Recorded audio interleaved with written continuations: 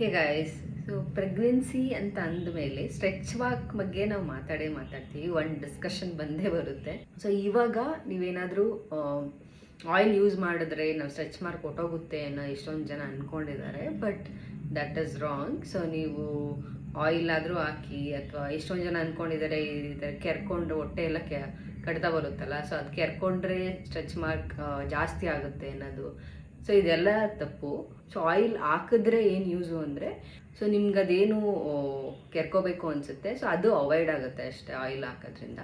But ನಿಮ್ಮ stretch mark oil ಹಾಕೋದ್ರಿಂದ ಕಡಿಮೆ ಆಗುತ್ತೆ ಅನ್ನೋದು ತಪ್ಪು.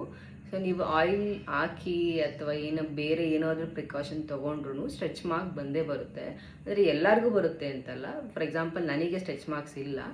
So it varies from bodies to bodies. So ಅವ್ರ ಬಾಡಿ ಟೈಪು, ಸ್ಕಿನ್ ಟೈಪ್ ಯಾವ ಥರ ಇರುತ್ತೆ ಅದ್ರ ಮೇಲೆ ಸ್ಟ್ರೆಚ್ ಮಾರ್ಕ್ಸ್ ಬರುತ್ತೆ. ಅಷ್ಟೊಂದು ತಲೆ ಕೆಡ್ಸ್ಕೊಳ್ಳೋದೇನು ಅವಶ್ಯಕ